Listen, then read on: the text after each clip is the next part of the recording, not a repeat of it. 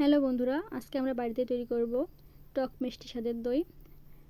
সেই জন্য প্রথমে একটি কড়াই আমরা চুলাতে বসিয়ে দিয়েছি। তাতে 1 লিটার দুধ দিয়ে দিয়েছি। দুধটাকে আমরা ভালো করে জাল করে নেব। দেখুন দুধটা ফুটে উঠেছে। একটা হাতার সাহায্যে দুধটা ভালো করে নাড়তে থাকব।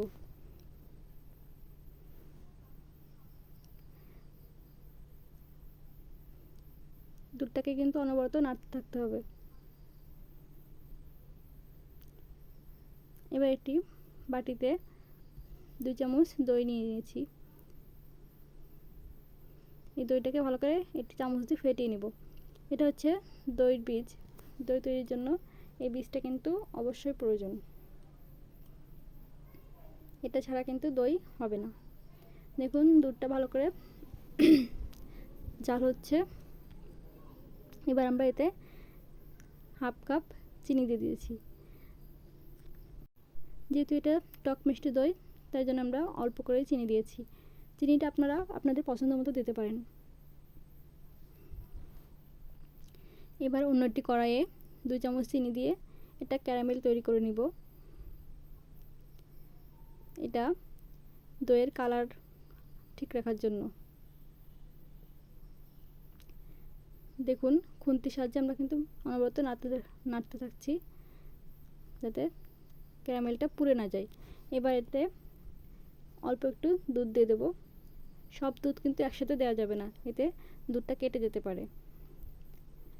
এবার আমরা ক্যারামেল মিশ্রিত দুধ অন্য কড়াইতে দিয়ে দিয়েছি সম্পূর্ণ দুধের ভিতর। এই পর্যায়ে আমরা দুধটাকে ভালো করে মিশিয়ে দেব ক্যারামেলের সাথে। দেখুন দুধটা কতটা ঘন হয়ে গেছে।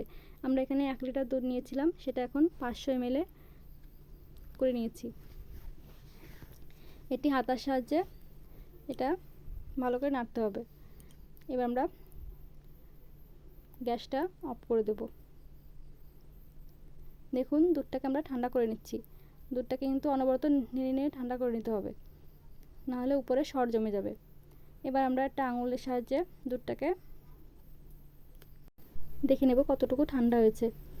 আঙুলটা 30 সেকেন্ড রাখা যাবে এমনভাবে ঠান্ডা করে নিতে হবে। খুব ঠান্ডা না, আবার খুব গরমও না। এই পর্যায়ে আমরা দইয়ের বীজটা দিয়ে দিয়েছি।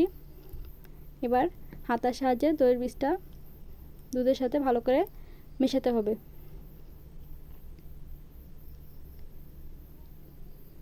দেখুন আমরা ভালো করে মিশিয়ে নিচ্ছি।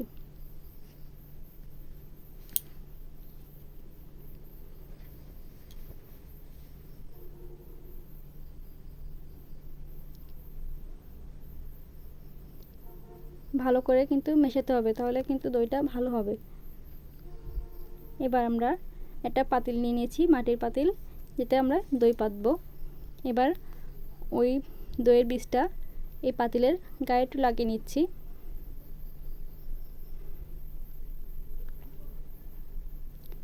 এবার আমরা দুধটা পাতিলে ঢেলে দিচ্ছি।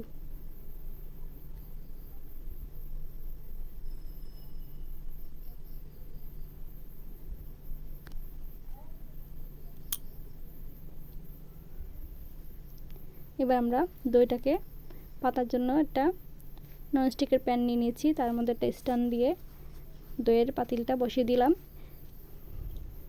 এবার পাতিলটা ঢেকে দিলাম। এবার একটা তোয়ালে দিয়ে এটাকে ঢেকে দিয়েছি। এর উপরে আমরা আরও অনেক কিছু দিয়ে এটাকে ঢেকে দেব, যাতে ভালো করে গরম থাকে। আমরা এটা সারা রাত রেখে দিয়েছি। দেখুন তারপর আমাদের দইটা দেখুন কি সুন্দর জমেছে। খেতে কিন্তু অসাধারণ স্বাদ হয়েছিল দইটার। ভিউয়ার্স, আমাদের ভিডিওটি যদি আপনাদের ভালো লেগে থাকে তাহলে অবশ্যই লাইক, কমেন্টস এবং শেয়ার দেবেন এবং আমাদের চ্যানেলটিকে সাবস্ক্রাইব করে দেবেন।